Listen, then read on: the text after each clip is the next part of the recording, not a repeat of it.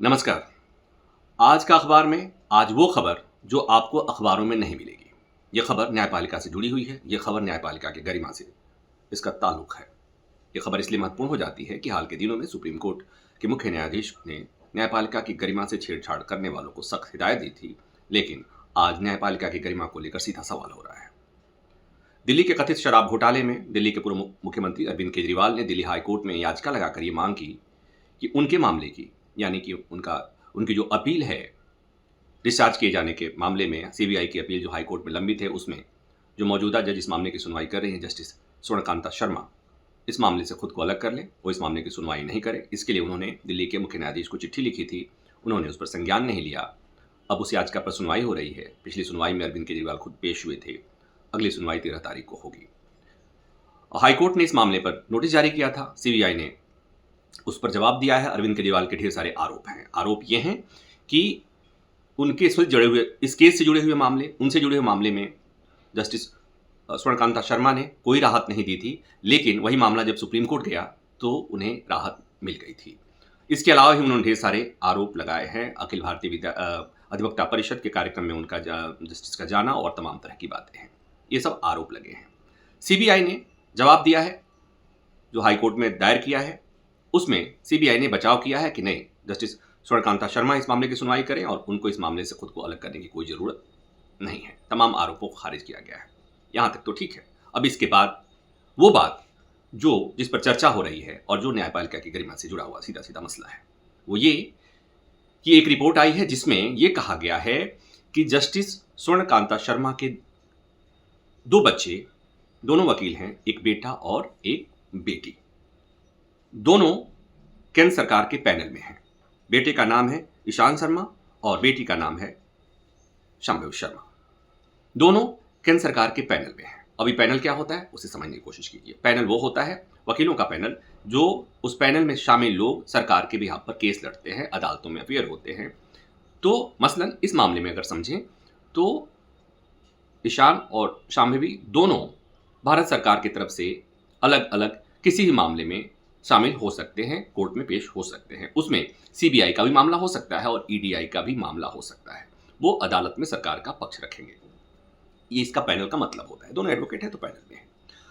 अब दूसरी बात समझिए कि सॉलिसिटर जनरल भारत सरकार के विधि अधिकारी में दूसरे नंबर के अधिकारी होते हैं, जो अटॉर्नी के ठीक नीचे होते हैं। और पैनल में जो वकीलों की एंट्री होती है, जो पैनलिंग होती है, और किसके पास कौन सा केस जाएगा और किसका कितना बिल बनेगा, वो सब ऑलमोस्ट सॉलिसिटर जनरल का ऑफिस ही तय करता है। बिलिंग की जो बात मैं कर रहा हूं, प्रत्येक केस में पेश होने के लिए के बदले में, एवज में, वकीलों का, पैनल में शामिल वकीलों का एक मोटी फी बनती है और वो एक महीने में कई कई लाख तक हो सकता है।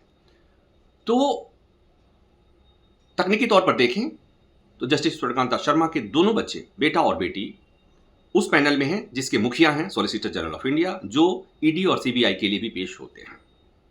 अब दूसरी बात समझिए। सीबीआई ने कहा है कि जस्टिस स्वर्णकांता शर्मा इस मामले की सुनवाई करेंगे। सीबीआई के लिए पेश होते हैं सॉलिसिटर जनरल। सॉलिसिटर जनरल के अंडर में जो वकील काम करते हैं, उसमें से दो वकील जो हैं वो जस्टिस स्वर्णकांता शर्मा के बेटे हैं। आपको इस तथ्य को सुनने के बाद आपको अटपटा लगेगा कि ये तो ठीक नहीं है, ये तो कॉन्फ्लिक्ट ऑफ इंटरेस्ट का मामला है। अब बात समझ रहे हैं? सीबीआई कह रही है कि ये केस यही सुनेगी और उस सीबीआई के पैनल में दो वकील हैं, ईशान और शांभवी, वो दोनों जज साहब के बेटे और बेटी हैं। ये तथ्य आपको परेशान कर सकता है। ये तथ्य आपको बताएगा कि ये कॉन्फ्लिक्ट ऑफ इंटरेस्ट का मामला है। ये तथ्य आपको बताएगा कि जब इस पर चर्चा होगी तो न्यायपालिका की गरिमा के अनुकूल नहीं होगी, न हो रही है। तो इस पर चर्चा क्यों होनी चाहिए और ये स्थिति क्यों आनी चाहिए? मेरे हिसाब से किसी भी जज के बच्चों को सरकार के पैनल पर नहीं होना चाहिए, क्योंकि सुप्रीम कोर्ट एक बार नहीं कई बार कह चुका है कि केंद्र सरकार सबसे बड़ी मुकदमेबाज है।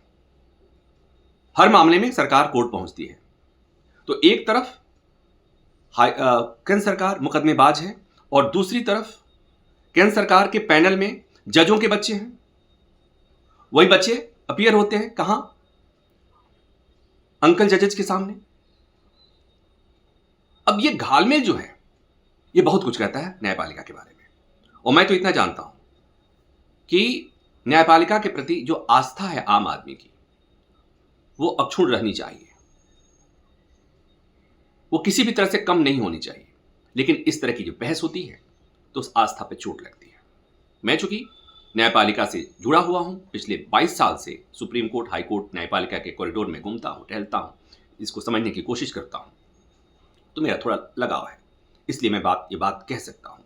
और इसलिए जब देश के मुख्य न्यायाधीश न्यायपालिका की गरिमा पर पीड़ा जताते हैं, न्यायपालिका की गरिमा से छेड़छाड़ पर पीड़ा जताते हैं, तो उस पीड़ा मेरी भी पीड़ा होती है। तो ये जो बहस हो रही है, जो आरोप लग रहे हैं, उससे सब लोग आहत होंगे और ये न्यायपालिका की गरिमा के अनुकूल किसी भी कीमत पर नहीं है। ये बहस क्यों होनी चाहिए, इस पर विचार की जरूरत है। ये ऐसा मामला नहीं है जो बहस होगी बात खत्म हो जाएगी। और एक बात और, न्यायपालिका किसी मुख्य न्यायाधीश की नहीं होती, न्यायपालिका देश के मुख्य न्यायाधीश की नहीं होती, न्यायपालिका किसी हाईकोर्ट के जज की नहीं होती, न्यायपालिका किसी कानून मंत्री की नहीं होती।